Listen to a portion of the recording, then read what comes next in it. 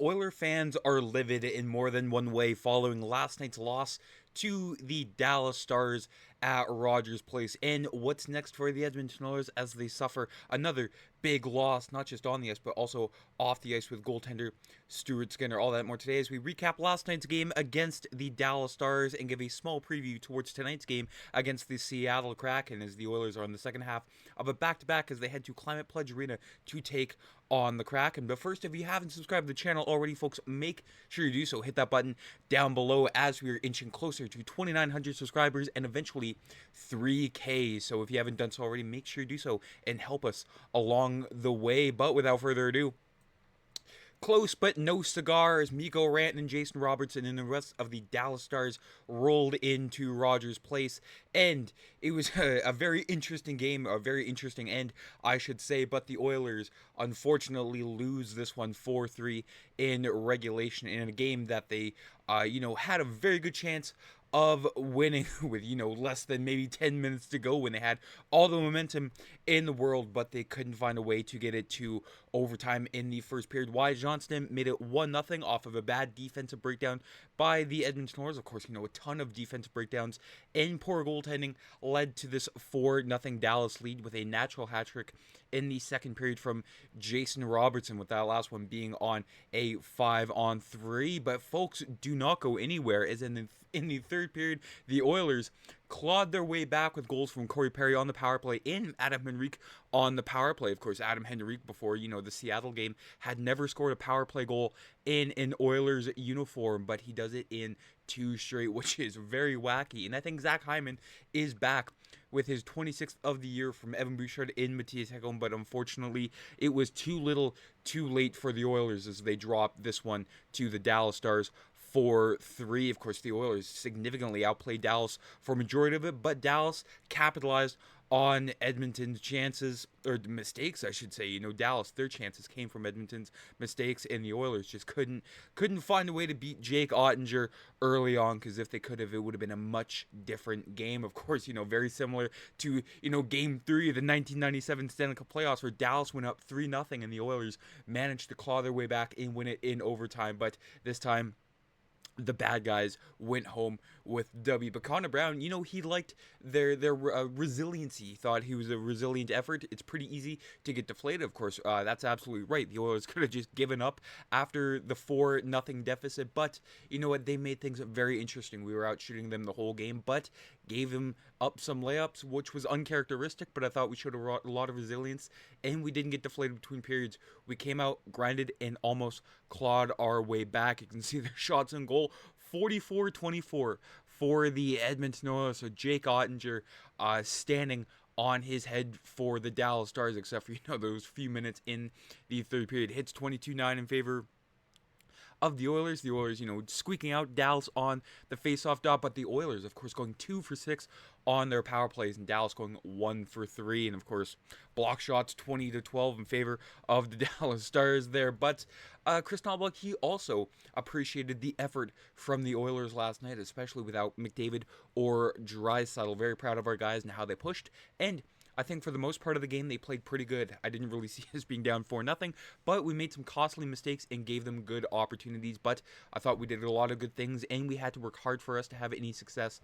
For the most part, these 2 games without our 2 top centers, I think our guys have done that. Of course, like I mentioned in the previous video, the Dallas preview, it's just, the rest of the team stepping up when the moments matter. Of course, they were very quiet to begin the season. Guys like Zach Hyman, Snake Bitten, Ryan Nugent-Hopkins, Corey Perry, the Worm, 39 years old. He still, plays like he's, a rookie from the Anaheim Mighty Ducks. But, a bunch of the veterans realizing what they have to do to help their team out. And it's been very, very important for them to, again, step up in the absence. Despite the loss, it was still a very valiant effort. And of course, the Oilers 87 shot attempts last night on Jake Ottinger, so you can't say they did not try there. Of course, 87 Corey for 64 Fenwick for, like I said, 44 shots on Jake Ottinger, and dominating Dallas in the high danger chances for column with 16-9.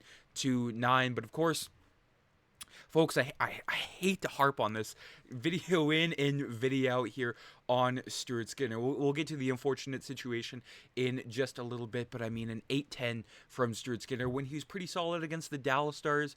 After that game, after the trade deadline there, Mikko Rantanen's first game with the Dallas Stars, and Stuart Skinner, he kind of made it interesting for the Dallas Stars, pulling reverse Edmonton, coming back after, a significant deficit, but just backbreaking goals that he let in. Of course, many were, defensive breakdowns from the Oilers, especially the first one when it was an awful change by Derek Ryan leading to that Wyatt Johnston goal, but just some that you'd think, hey, he probably should have had 17 saves, 21 shots against, let in 4 for his save percentage of 810. Meanwhile, shout out to Calvin Pickard, 11 minutes, 3 saves. That's all he needed to do last night. But unfortunately, Stuart Skinner left the game after an unintentional knee from Mikko Rantanen there. Clipped him in the head. You can see one angle there, and you can see a better one right there. And he was down on the ice for some time before being helped off by head athletic therapist TD Forrest. Now, again, I harp on Stuart Skinner and the way that he plays. I was a fan in his rookie year. I want to love him so bad, but you have to think of the human element to this side here. You never want to see your starting goaltender go down like that, especially head-related injuries. That's been such a huge problem over these past couple years, where concussions have really been amplified to how serious they actually can be. So we can set aside the criticism for just 1 second, and just hopefully Stuart Skinner recovers and rebounds very, very quickly. Of course, not too quickly. Of course, the head, you don't want to treat that too lightly, but again, all the best to Stuart Skinner. And of course, Corey Perry, after seeing his goaltender go down, and a retaliation of some sort. Corey Perry, very, very outspoken, did not mince any words, said, "I was pissed at myself. I didn't see what happened. I was on the ice when Rantanen hit Skinner, and that's on me. I should never let that happen. I didn't see what happened. I saw Stu go down, and everyone was standing around. I didn't see it until afterwards, and I was pretty pissed at myself. I didn't see it." We'll talk about that internally when it comes to protecting their goaltenders, of course. Multiple times this season, we've seen the Oilers goaltenders, made contact with Calvin Pickard and Stuart Skinner. Of course, we saw Calvin Pickard sort of get run over by Sam Steele of the Dallas Stars last night, and the Oilers came to the defense of Calvin Pickard. But again, multiple times this season. Of course, in the Boston game, Nikita Zadorov ran over Stuart Skinner. Skinner had to be pulled due to, the concussion spotter, and that cost him a shutout. And then I do believe it was the first Calgary game back in October. Again, contact made with Stuart Skinner, and nothing being done about that from the Oilers. Of course, the Oilers in their post-game pressers have said, well, we don't really want to retaliate and give the other team a power play, but you have to let them know that, you cannot be pushed around by the opposition, because then you'll get this reputation as a soft team. Sure, you can outscore them on the scoreboard, but again, you need to let the other teams know you cannot be pushed around. And I've seen Oiler fans, livid about this on social media. It's like, again, getting the reputation of a soft team. You can outscore the opposition all you want, but again, you just have to let them know who exactly you are dealing with. But who are the Oilers dealing with tonight, you ask? The Seattle Kraken with another crack at it. But before we get into that preview, just an update on Stuart Skinner and his replacement. I shouldn't say replacement. The Oilers, calling up Olivier Rodrigue from the AHL, but from Daniel Nugent-Bowman here of the Athletic, Oilers coach Kris Knoblauch said he doesn't anticipate that Stuart Skinner will travel to Seattle for tomorrow's game. Of course, this tweet was from last night. They do play Seattle tonight. Skinner left the game in the third period after being hit by Stars forward Mikko Rantanen. It sounds like a probable recall from the Bakersfield Condors of the AHL, and that is exactly what they did. They have recalled goaltender Olivier Rodrigue from the Condors on an emergency basis and loaned forward Derek Ryan to Bakersfield. So DR10, it's been a slice, buddy. Hopefully he enjoys Bakersfield, or unless it was just a paper transaction. We don't exactly know just yet, but Olivier Rodrigue, his first call-up to the Edmonton Oilers, hopefully the goalie of the future there. You can see a .889 save percentage in the AHL so far with the Bakersfield Condors, with the goals against average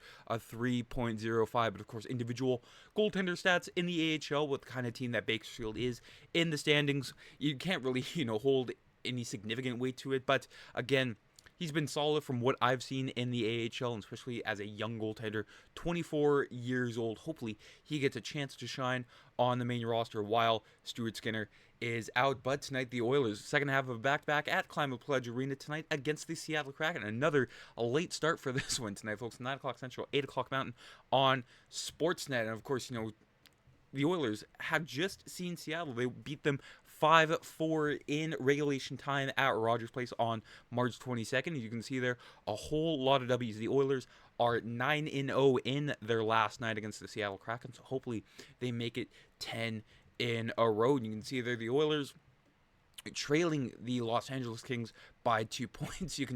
I think you can just forget about the division title at this point with Vegas. It's more so just a battle for second in the Pacific with the Kings, who are on a roll or winners of their last 4. Meanwhile, Seattle, losers of their last 3. Of course, they made the playoffs in their second year, but they've just been one of those teams that has been, painfully average despite what they have on paper for their roster. Meanwhile, the Oilers roster, we should expect to see something like this tonight, except, Derek Ryan was loaned to Bakersfield, so we might see an 11-7 sort of situation tonight for the Oilers with, Ty Emberson making his return to the lineup. Hasn't been confirmed just yet. That's just, sort of my